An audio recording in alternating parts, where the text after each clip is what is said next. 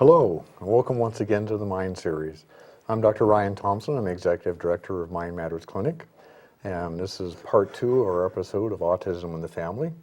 And with me today again for the part 2 of the episode, I have 2 parents who have agreed to join me and share their experiences of their children who are on the spectrum.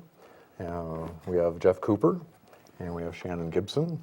And in part 1 of this episode, we talked a lot about as family, as parents, so what kind of things we see in our families and in our children that made us suspect and then eventually recognize that our children had autism or an autism spectrum disorder.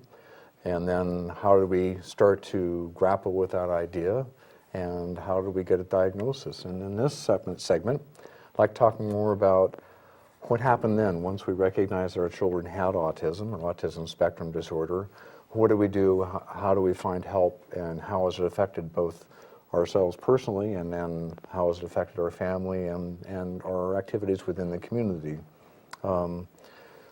Again, just for a background, autism is a behavioral disorder defined by 3 basic things, which are communication problems, difficulties with socialization, and then problems with fixation and being rigid as far as routines, getting stuck on things, which we'll talk about a little bit.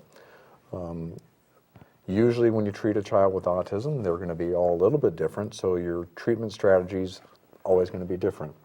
Old saying in autism community is, you've seen one child with autism, you've seen one child with autism, because they're all going to be a little bit different. So, and even within one family, one might be affected differently. And I know that you have 2 children which are different, yet they're both on the spectrum. So you would look at one and say, this kid has autism, this one doesn't seem like it because he's not like this one. So you really do have to tailor the treatments to what you're seeing in that individual and essentially try to zero in on what is the most impairing part of that child's experience. So one child may have most difficulty with communication, saying the words, and then speech therapy specifically for learning how to say words or learning how to communicate might be the primary treatment goal.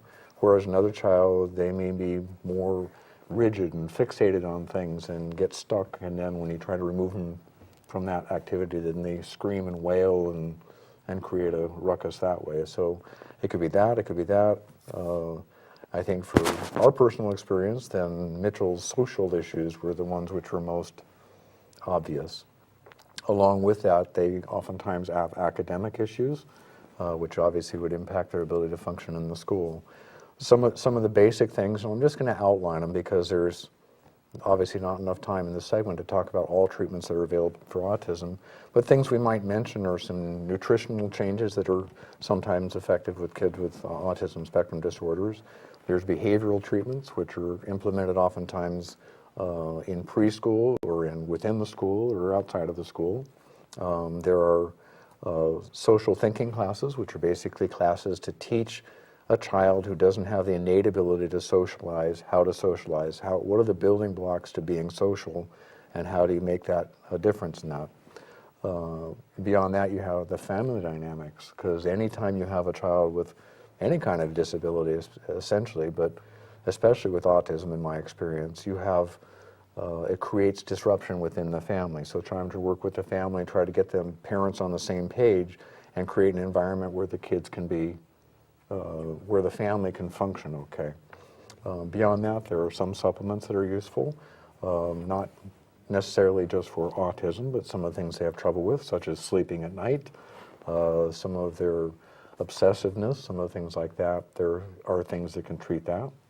They may have other ordinary medical problems, problems with their gut, their digestion, which is common in kids with autism. Beyond that, there are some medications that can be useful for autism, but there's really not a medication that cures autism. There's really things that can control, again, some of the behaviors you're finding most concerning in those kids. So that's kind of the typical range, I would say, as far as the medical treatments. I didn't really mention some of the academic things because a lot of kids with autism spectrum have difficulty with learning. They have difficulty with reading, with understanding double meanings or inference when it comes to reading things. They don't understand the hidden meaning behind things, such as poetry would be very difficult for a child with autism to understand because they would be very concrete about it, so the academics can be a challenge. So basically, I'm just going to turn to each of you individually and say, what kind of treatments have you sought, and what kind of results have you seen? So, Shannon, can you help us with what you found? Yeah, we've had speech therapy with both boys, which was very successful.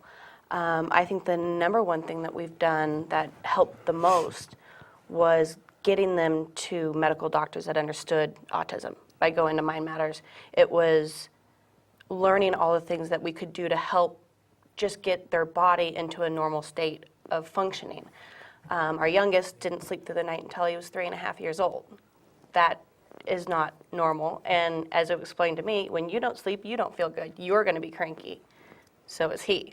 Make you a less effective parent at the time, right? Absolutely. Right. So not only was he not sleeping, I was not sleeping. My husband was not sleeping. Melatonin is what makes him sleep. He slept every night since for the last 1.5 years. Our other son sleeps great, but he needed more. Right now what we're doing with him is fish oil and just avoiding certain foods. Red dye seems to just set him over the moon. He can't have any at all, so we just avoid that. Brent is also taking probiotics for his gut because he has digestive problems.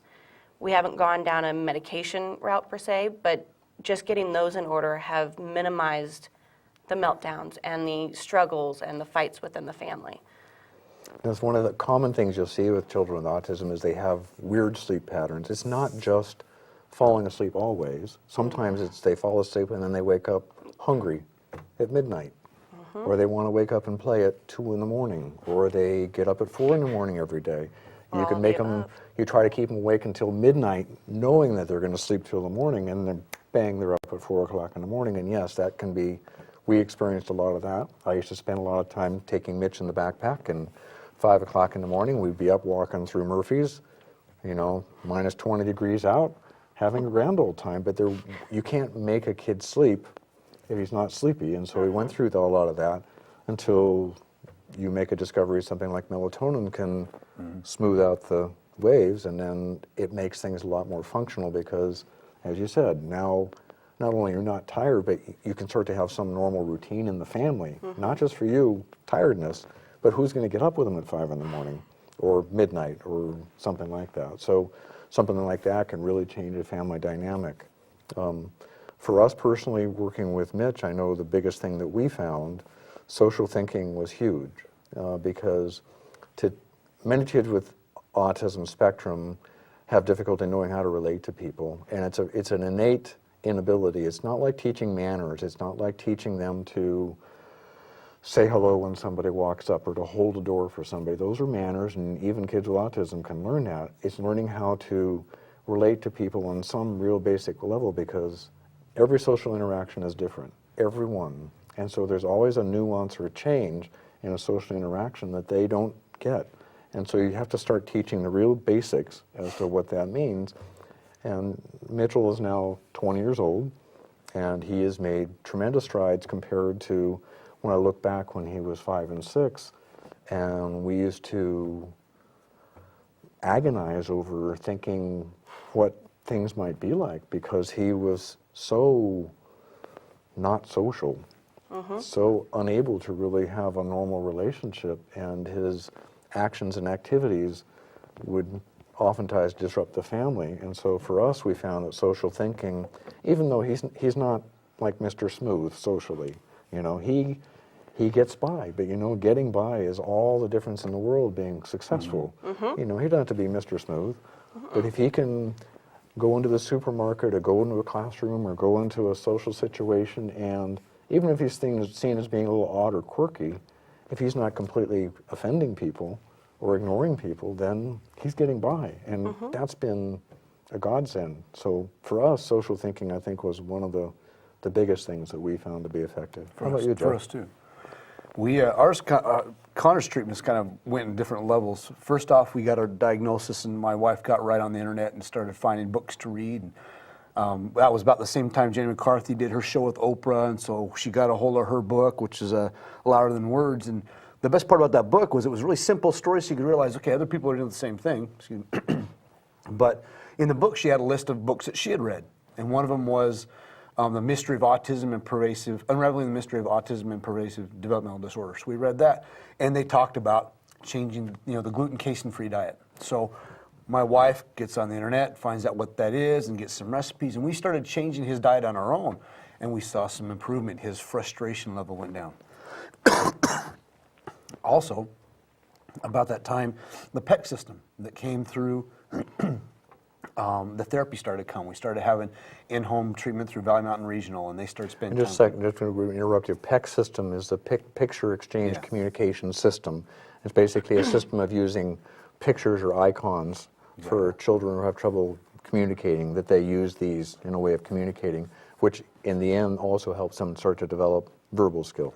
And the key point of that was because Connor was so nonverbal, as we started to use the PEC system, that was his frustration. That's why he was getting upset, is he couldn't tell us what he needed or what he wanted, or that he didn't like what we were suggesting. And so as we changed his diet, his mind started to clear as we read. And there was toxification going on that was diminished. And then the PEC system allowed him to communicate. And then we got in touch with you. And two things happened at Mind Matters. One, you started replacing, you know, we put him on some multivitamins and some fish oil. We also, again, melatonin. Connor would sleep erratically, up all hours, up early, couldn't get, and again, it wears you out as a parent. And so on your recommendation, small amount of melatonin, still to this day we use it, sleeps really good. And then everybody can handle things. He can handle things better. But then we kind of took the bad things out of his diet, his mind clears, and then we put good things into his diet, and it clears some more, and we probiotic, clears his gut issues up, toxification goes down. And then we went and had the social thinking classes at Mind Matters. And that was probably the thing that rounded him off quite a bit. And actually we got feedback from his bus driver, and we started the supplementation and the social thinking classes about the same time. And that was about the time of vacation had started, and he came back after 10 days or 2 weeks of being away from the bus driver, and she goes, "What did you do?" My gosh, he said hi when he got on the bus today. And all those skills that came through that helped him grow to where he is today, where he's mainstreamed in the classroom, and his academics are great, but he's come miles from where he was. Now, there's something you mentioned just there, was that it's not only important for his ability to socialize, so to speak, but when the bus driver says, "Oh my gosh, he said hi to me," it is so critically important for a child, even if they don't really feel like saying hi, even if they don't understand why it's important to say hi. They may not really know why it's important. Again, innately, they don't really understand that. But the fact that the bus driver had him say hi, then the bus driver says, "Oh, okay, now I have an interest in that child." You know, without that, even if people kind of understand what autism is, if the child doesn't respond to that person, because that person has normal social skills, they're going to assume that that child is not interested in them. And so that one little door opening like that, by having Connor say hi to the bus driver, all of a sudden now we have a bus driver on board. Now we have a bus driver who wants to know Connor, really wants to engage with him. And then that opens up all kinds of other little doors, because people will work with him. They'll start to attend to him. They'll start to all those sort of things. It doesn't seem like a big deal, but it's such a big deal, and it is one of those little things. And we do find at My Matters a lot of kids, again, not every kid is going to respond the same, but some will respond to something like the Geoff CF diet, which you mentioned, gluten-free, casein-free diet, which is a wheat and milk protein sensitivity. It's not really an allergy. Yeah. Do all kids with autism respond to it? No way. But do some? Yeah. And so for some kids, you're looking for clues as to whether or not that might be the case. And if it is, then you pursue it. And if you see a difference, terrific. If you don't, it was worth a try. It's not an easy diet to follow. It can be very difficult and it'd be more expensive and things like that. But if it makes a difference and you see that clearing as you talked about, then it's obviously going to be very worthwhile for you. And again, you have to kind of individualize it because some might be more food dye related, or it might be that they're going to be a high protein diet improves things. There's going to be the omega-3 fatty acids we talked about, which can have both short-term and long-term effect. So you have to individualize, and sometimes you have to, again, hopefully with guidance, because as a parent, you can read 6 books and have 600 ideas, but without somebody, and really it's hard to be the parent and be the therapist at the same time. If you don't have a doctor or somebody guiding you, then you might run off on 20 different rabbit trails and become so frazzled you won't know what's happening. So even if, say I was the one that suggested something, right or wrong, at least it gives you a kind of a path to go by and a place to start, and then you come back and report, so then somebody else is making those decisions, because parents tend to panic. Parents tend to want to do something, anything, and so they tend to look in 6 different directions at once, and if they don't have somebody kind of, I don't know, controlling it a bit, then you tend to go 20 directions at once, exhaust yourself, and may miss some of the options that would have been good. So I've learned over time that autism it's a marathon, not a sprint, as I talk to parents. So sometimes you have to say, try this, and then you try this, and don't say try 6 things at once, because that would be the tendency. Everybody panics because they want to do something right away because it's their kid, and they want so bad to see their kid improve that they try to do too many things at once. And that's one of the things that we appreciated when we came to Mind Matters was you explained to us that you wanted to do the most basic things that would give us the most effective results, and then move out to the right or to the left from there. So, because, we're not any different than any other parent, we wanted to do whatever we could, but we only had limited abilities and resources and understanding. So when we got together with you and said, okay, we'll do this, and we'll see what we get. Okay, then we'll do this and see what we get. And we felt it cut the time frame down, and us finding the combination, as we've explained to other parents that have talked to us or asked us questions, we'll explain to them that some childhood conditions, it's a predictable dose of something or a predictable measure of another. With autism, you have to find out, okay, how much of it's diet, how much of it is allergies, how much, what therapies that works the best here. Is it, PEC systems we mentioned, or ABA is another one. Or you got to find the right combination for the kid, and then you start to get a measurable result. But if you move too fast or without enough guidance, you'll end up going the cycle a couple of times. Or you do 20 things at once and something worked. You'd stuck with 20 things. It was, yeah, it may have been 1 out of the 20, but you end up not knowing what to do, right? Yeah. And what I particularly liked when we came to see you is that you don't take the same approach with all children. You say, okay, let's do a blood test, let's do a urine test, let's do a digestive analysis. Okay, well, for Brent, going this route won't help because he's doing fine with that. And we felt that you were looking more at him, where the other doctors that we had seen in the past said, well, this is what we tell all of our autistic parents, try this. One try size that. fits all, right. Right, and It's so much not it's that way. so different. Yeah, it's just one of those things that's just not that way. It's very frustrating when they do that, right? Absolutely. I've been there, done that, right, yeah. Now, anytime you have a child with autism, it doesn't just affect you, it's going to affect your family. And I know for us as a family, we've had experiences, but instead of me hogging the show, I'd say, how's it affected your family, Shannon? I'm glad to report that everything is evened out by now, but my husband and I went through some really hard times, and the differences between the time when I accepted the diagnosis and when my husband thought it was a behavioral issue and he could train it or discipline it and make it better. I think the biggest challenge is our oldest is 7 and just starting to notice, because he's also on the spectrum somewhere, but he knows his brother is different and he can't explain why, and he has friends that notice his brother is different. And having that communication is difficult at 7. For even an atypical child, it's difficult. But to explain to a child that's on the spectrum, why they're different than everybody else around them, and why their brother is even more different than everybody around them, is extremely hard. I'm just glad that we have found the help, found the specialist, gone to different parenting classes, and gotten on the same page, because now, instead of fighting with everything that happens on a daily basis, we can kind of start to step back a little bit and get more proactive on treatments and, what will happen next school year, and what, instead of freaking out about everything and, oh my God, will he ever have a friend? Will he have a sleepover? Will he graduate high school? Will he have a job? Will he ever live on his own? We don't know that yet, but just getting some sanity in our house has allowed us to focus on now and what we need to do now. How about you, Geoff?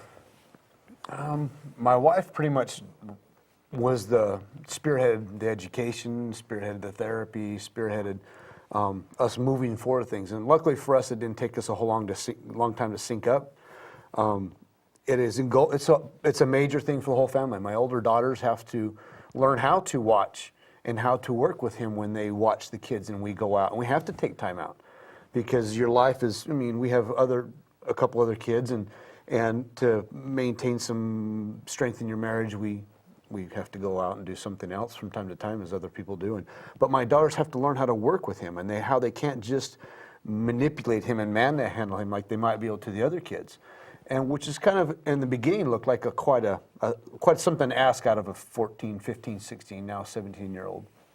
The good side of that is now my 17-year-old that's used to working with our autistic son now watches somebody else's autistic children while the single mother goes to work and works at night. So it turned into an opportunity for her.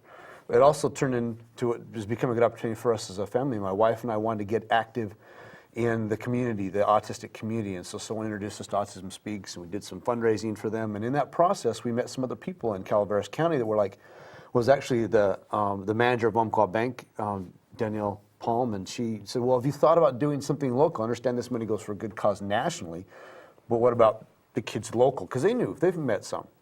And I said, well, at the time I had actually thought of it, but I didn't know how to go about it. So we developed a group called TAG, Tri-County Autism Group, that the sole purpose is to work within Amador, Calaveras, and Tuolumne counties. And right now we just started getting some support in Amador County. The last 3 years it's been primarily Calaveras, but to raise money within these rural communities where the resources aren't as abundant, and raise money that will go directly into the communities, into the school systems, to the kids that need the assistance. And so that has kind of become the second life of our family. Is we have a board. We're seeking nonprofit status, and we put on right now 2 to 3 functions a year to raise this money. And my kids are involved in that one way or the other. My wife and I are involved in that pretty heavily, and that has become kind of what we do, I guess, outside of living life, is to try and do something so that other kids and other families, for instance, where they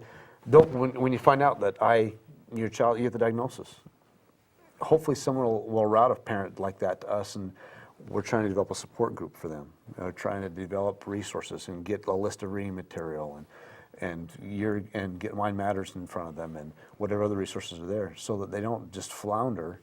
And then the financial side, we don't have all the money, most people don't, and those treatments can be very expensive, and so it's all encompassed to try and make this a little easier for everybody up here.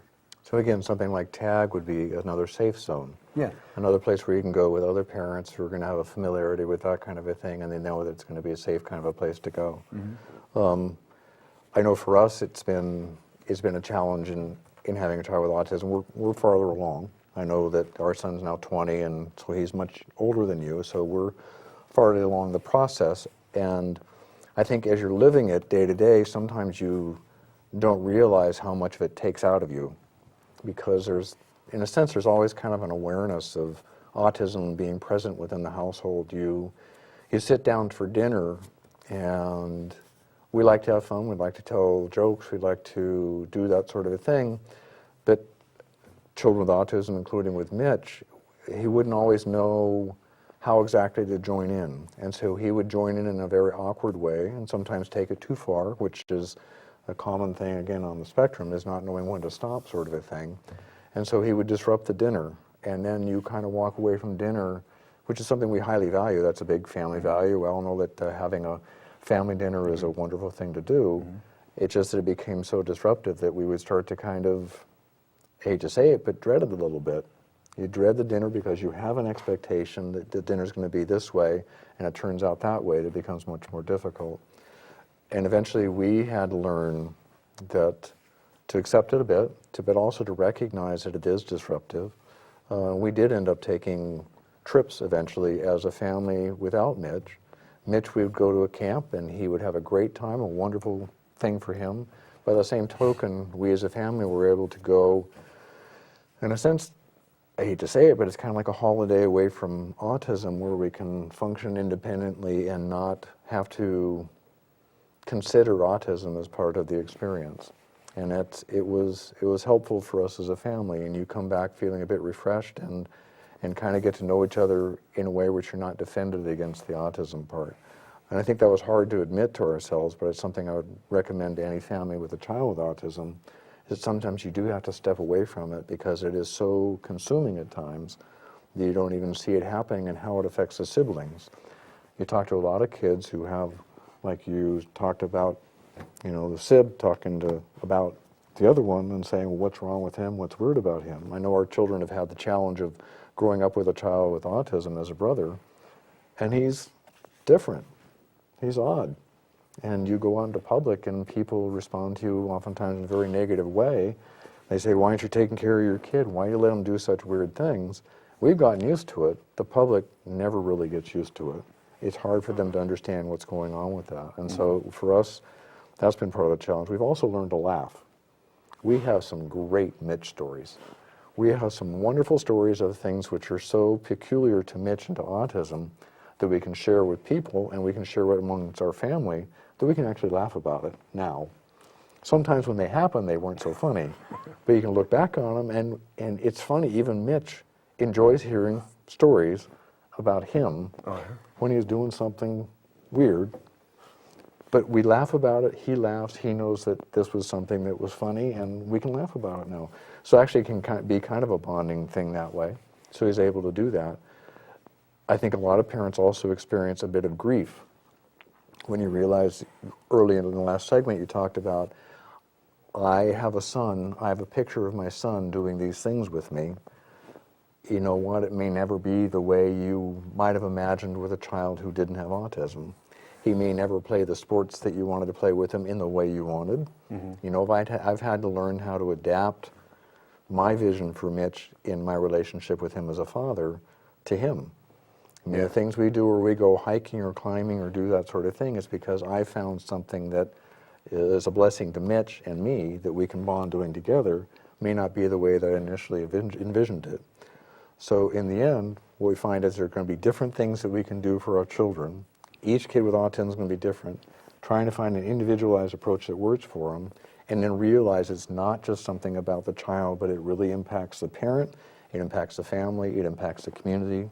Something like TAG, which I'd recommend anybody who wants to know more about TAG to contact Geoff, because that is the kind of place you need to go to get the help and support.